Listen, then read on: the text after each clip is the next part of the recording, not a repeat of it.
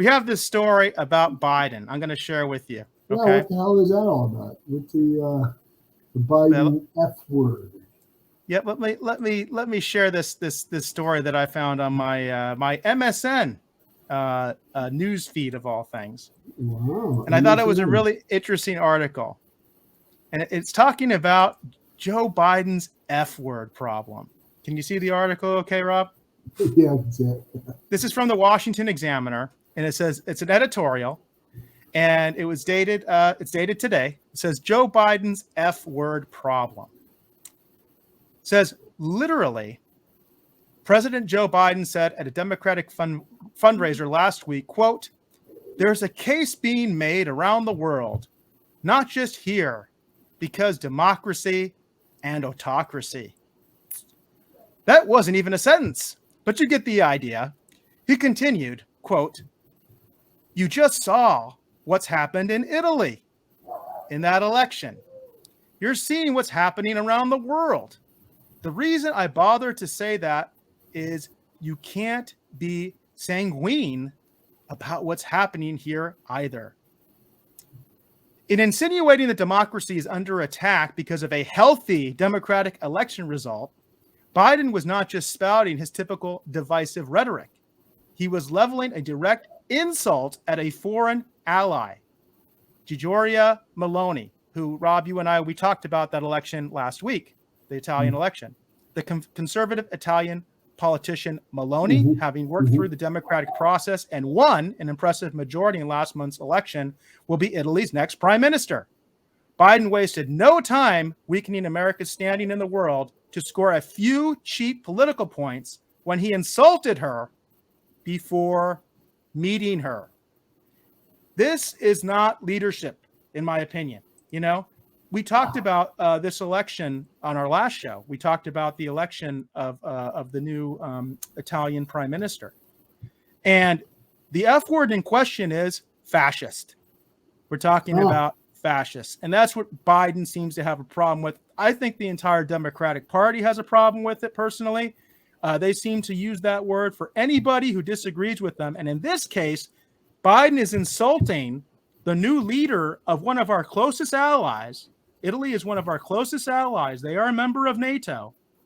They have stood with us ever since World War II, essentially. And he's insulting their new leader right off the bat, saying she's a fascist. And that's, in my opinion, I agree with this person. That's his F word problem. What do you think, Rob? Well, he's actually,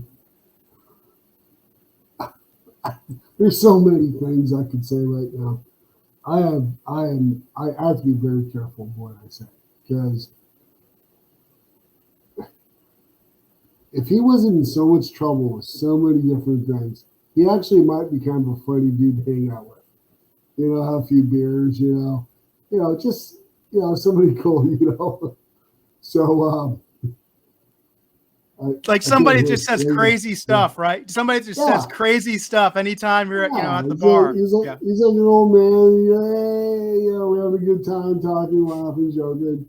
He brings up old stories from Stratton, New Jersey, and whatever.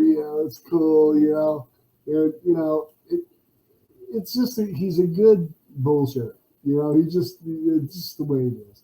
Well, that's all he's done, Rob. He's been a career politician his entire life. He has never done anything. Years. Yeah, he's never done nothing. He's trying. He says he's made friends with every foreign politician out there, and it's like, okay, no, you didn't. You just bullshitted with him one day, and you talked about a few things, and that was the end of it.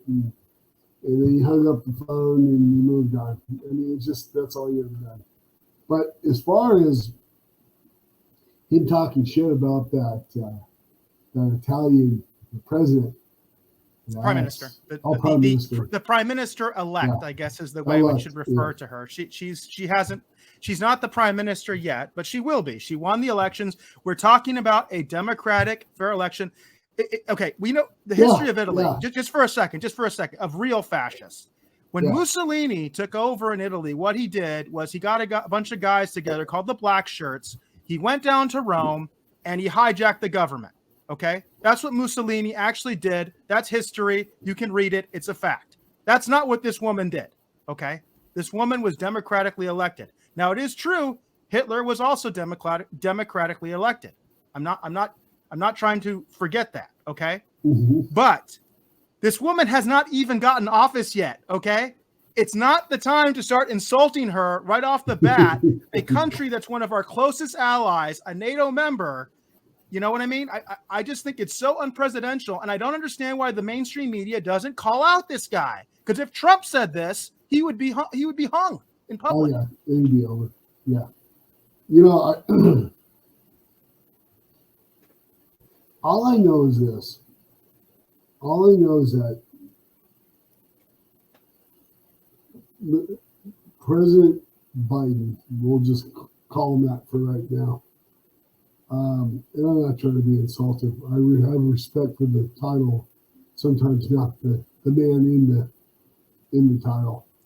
And that's the way it is in this case. But when he leaves office, hopefully soon, we need to get some people in there. You know, hopefully Trump gets back in. Everybody's hoping on that, of course. I will say this: I'm leaning more towards the governor of Florida. DeSantis is pretty awesome. So yeah, he's awesome. I mean, that's why he said whoever gets into office, it can be Trump. You know, for some reason, I don't know if you know this, but I kind of caught on to this here last week or so. Everybody keeps asking Trump, when are you getting back in? Or when are you going to run again? And just recently, he keeps saying the same thing. He's saying, legally, I can't. And I thought to myself, well, who the hell is stopping you? And what is that? I haven't heard that. Yeah, it's happened. I haven't heard that one. Just in the last week, I saw 2 interviews. He says, legally, one was with Hannity. And he says, legally, I can't. You see if you can find it. If you can't find it, that's fine. But legally, I can't say that I'm going to run. And I thought to myself, what's going on here? What's this game happening? Who's coming after you and is waiting for you to say those words? Because as soon as you say those words, it sounds like you're going to be attacked for something. Somebody's going after you for something. I have no idea what that's all about. But I've been watching it, and I'm still trying to figure it out. I'll figure it out. Or he's going to say something about it here shortly. Because we only got, how many more days? 30, 40 days left for the elections coming up. The midterms? Midterms at November. The midterm elections? What is it? November what? Is it? What's the date on that? For the midterm elections? Yeah. Let me just look it up real quick. I don't want to give bad information. Yeah, I don't know, 3rd, 6th, or 9th, or I can't remember. Election day, 2022, Tuesday, November 8th. Oh, it's the 8th. Okay, so and it's all, and I know it's always on a Tuesday, but November 8th is when we'll do the midterms. All right, so November 8th. Everybody out there, just so you know, if you're listening to this show, which I hope you are, November 8th, get out there, vote Republican if you can, please. For me, I don't know about Mr. Alexander the Great here. Bassgod14. Me personally, it just happens to be a Republican. It could have been anybody for any group of individuals. We just need to get rid of who's in there right now because I will say this. Not all Democrats are created equal. I know a lot of people. You know, we live in Arizona, and a lot of people right now are either loving or hating Kristen Sinema, because Sinema has actually stood up and she has said that she is not going to take away the filibuster. And because of her, and I think there's one other senator, I can't remember his name. She's not going to take away the filibuster. She will not do it. She will not do it. And there's one other Democratic senator, I don't have the name on the top of my head, who also is with her on that. Because if it wasn't for the two of them, the Democrats would eliminate the filibuster and they would fundamentally change the way our system works, because the filibuster has been around forever. Okay. And it is a way for the party that is not in power. And quite frankly, it's a way even for individual senators to have a way to put the brakes on our government. That's what I like about the filibuster. Okay. That's the idea of it. Plus the idea that the senators are representatives of the state, not representatives of the people, by the way. They're representatives of the state. They have to do what's in the best interest of the state. Your representatives do what's in the best interest of their district, of the people, right? It's the House of Representatives. That's what their job is. But the senators represent the states. And so I think what Sinema has done, to her credit, because I am not a big Sinema fan, but I will give her credit when credit is due. Yeah. And I think what she has done is taken a hard line and said, hey, we could be on the other end of this in the next election cycle, right? I think she's being pragmatic. And I don't want to be on that end. You know what I mean? Because if the Senate were to flip, guess what happens? Then the Republicans would be able to lock the Democrats out of everything, right? It works both ways. That's what I'm trying to say. And I think she's just pragmatic enough to understand that. And I'm going to give credit where credit is due. I'm not going to give credit to Mark Kelly. I'm not going to give credit to him at all. Okay. He is a rubber stamp for President Biden, as far as I'm concerned. You might think that's a good thing. You might think that's a bad thing, but that's what he is. At least Sinema has a brain in her head and can be independent. Yeah. You know what I mean? Yeah. You know, I mean, and I agree with exactly what you're saying. I mean, you know, I used to be a Democrat. You know, John F. Kennedy was and Reagan. One was Democrat, one was a Republican. Well, Reagan was a Democrat. You know, he was when he was the president of SAG, he was a Democrat. Right. You know. And by the way, Reagan was the only president that was the president of a major union, which I think is interesting, because he was president of SAG. So he's the only president that was a president of a major union. It was a different time back then. You know, love, peace, happiness. You know, it was cool. You know, everybody was, you know, it was, as they say, it was the thing back then. You know, it was, you know, everybody was cool. You know, it was groovy. You know, it was, you know, nobody wanted to hurt nobody. Groovy. Yeah, well, I know, yeah, is that crazy? And it was gnarly and all kinds of big words, you know. But it was a different life back then, and people, they used to listen to the people really well, at least to a certain degree. People wanted something, they did it. They wanted to fly to the moon, they did it. You know, they wanted to do something hard, like President Kennedy said, the people did it. And man and woman, it didn't matter. You know, it was a little different back then. You know, the woman stayed home and took care of the kids and did all the family stuff at the house while the man went to work. But then the man was also making twice as much compared to what he is now. So that's a whole different life back then. But now, I'm telling you right now, these politicians, they got a rude awakening coming real soon. They've woken up. The giant is awake now. We're all staring at them. I don't even think they even care. I think not all the Democrats and not all the Republicans, I think they've been in power for so long that they feel that they're untouchable. Yeah, you know what I would like to see, honestly, is I would love to see the Libertarians do something. I'd even like to see the Greens to do something just to screw things up a little bit. You know what I mean? Because I just feel like it would be so good if we had a viable third party, a viable alternative. So it wasn't always just one side against the other, That's you right. know, where we could actually have real arguments. Again, like we're talking about this. The reason Biden calls people fascists, the reason the left calls people fascists is to stop the argument. You're a fascist, you're scum, I don't have to talk to you. It devalues your position. That's why this is such a bad thing. And it's so bad that our president does this. Not only to our foreign allies, he does it to us, to American citizens. He'll call us fascists, right? This is the man who said, what did he say about Antifa? Antifa's just a political movement. Yeah. No, it's not. It's a terrorist organization that is trying to violently overthrow the government. I had riots a mile from my house. I never thought that would happen in my lifetime. I live in a good area, folks. I had a riot a mile from my house when my kids were here. That's right. Think about that. Yeah. That's ridiculous. Okay. What